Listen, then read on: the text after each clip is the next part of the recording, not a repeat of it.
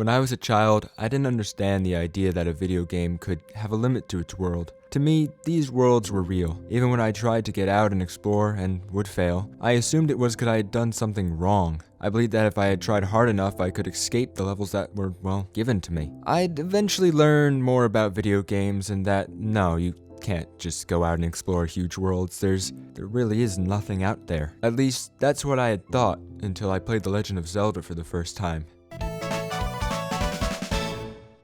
I didn't own many video games as a child. My family was very old-fashioned and hadn't really gotten much into technology. They still had the thought of video games being the boogeyman, so for the longest time, I had no clue what they even were. That changed the first time I went to a neighbor's house to play with a friend. He had everything from N64 to GameCube to PlayStation to NES to SNES. Holy shit, the list can go on for fucking ever. Okay, so imagine me, a little shithead child, and you show me this moving image on a TV that I can actually control. My mind was blown. The next couple of years, I would attempt to convince my family to let me go out and actually get a video game. This didn't happen for a very long time, but when the Wii was released, finally, they actually let me get it. I only had 2 games for about a couple of years, Mario Kart Wii and Wii Sports. Yes, an amazing collection right there. But I love those 2 games. I spent so many hours on them. I would race along on the Mario Kart tracks for hours and hours, playing against the AI, maybe a couple of times with friends. I didn't have many friends as a child. Eventually I got bored of it. You can only really race around on Rainbow Road so many times. So I wanted to see what else the game had, and being a child and not really understanding much about video games, I kinda just assumed that those worlds and things off in the distance were, well, real, that you could actually travel to them, and they weren't just decoration. Yeah, I didn't know anything about video games. To me, these were real places. I spent hours, countless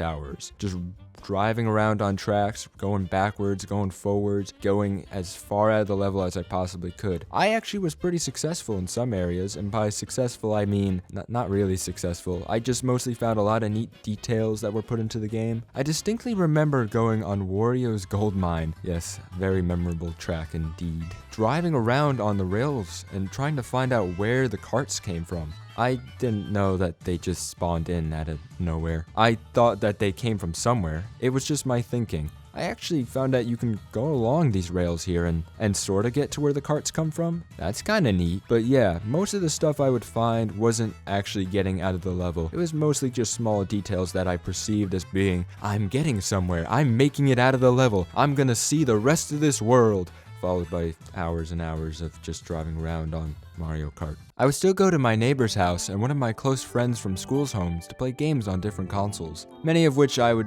one day get to own myself. As a tradition of mine, I try to explore other levels in these games too. Games like Mario 64, I'd spend hours trying to get out of the courtyard in Peach's castle, or to all those distant areas seen in all those games. It never worked. I still had quite the imagination and little understanding of how games actually worked. My family would eventually invest in getting an actual computer, and it was at this point I finally learned there were no huge worlds to be found in any of the levels of games that I had played. In fact, during this time I actually learned a lot more about video games and really what they are and how they're kinda made. I also learned from this time about open world games, and later on, specifically games like Minecraft and Rust. These games would later take claim to hours of my life that I'm never getting back. They provided huge worlds to explore that really did feel like a world. To me, this was my dream. It was amazing, but there was something missing from all of it. The games were big and the worlds were huge, but it was missing a kind of sense of adventure. The worlds were merely just backdrops to everything. Minecraft provided an infinite world, but once you've seen a couple hours of the world, you've really seen it all. Survival games also had huge worlds, but were often empty despite how handcrafted they were. Their focus wasn't on the world, but of the gameplay. You didn't play a survival game for its world. You played a survival game to play with friends, to survive in the harsh environment, and just be the best there was. The adventure and exploration of these games was simply just a byproduct. There's something I haven't told you, something I've neglected to mention. Before getting a computer, there was one series of games I'd been playing that won my heart, The Legend of Zelda.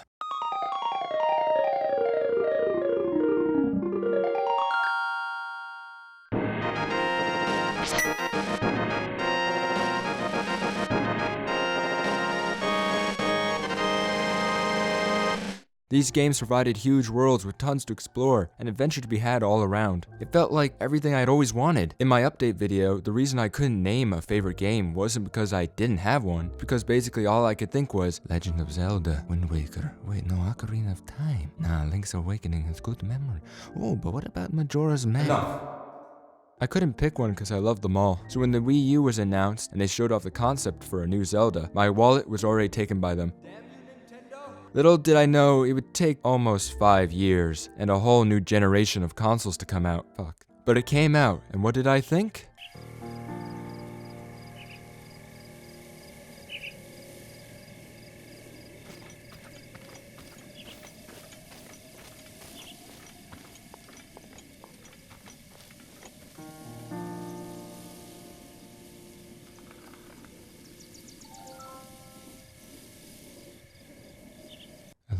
Breath of the Wild brought back that feeling of adventuring in a huge world that I longed for as a child. It broke those invisible walls that games for so long had. Yeah, the game still had a limit to its map, but there wasn't just an invisible wall, or text that said, "Sorry, no fun for you, you cunt." Everything in the world could be reached and climbed. No, Todd, I'm not talking about your lie of a game. I still love you, Todd, but please don't be upset.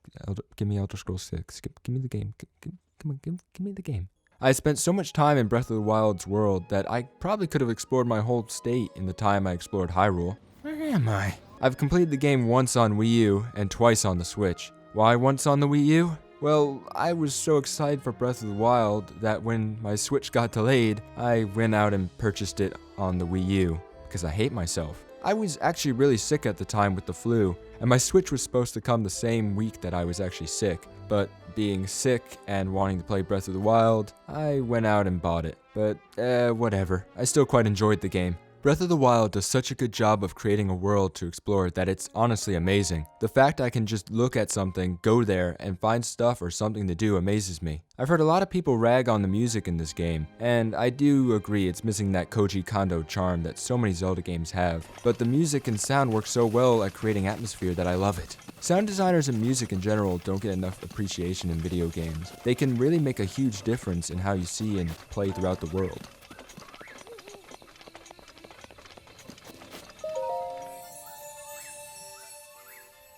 This isn't a review or a retrospective of Breath of the Wild. I didn't make this to talk about the game, but instead, its world and how worlds and games have had an effect on me. Breath of the Wild broke that invisible wall for me. It gave me that sense of wonder and nostalgia back that so many games of the past, well, gave me. Games can have a really big effect on us. The feeling they give us, the nostalgia, it all matters. Speaking of nostalgia, there is that one game, Parodius.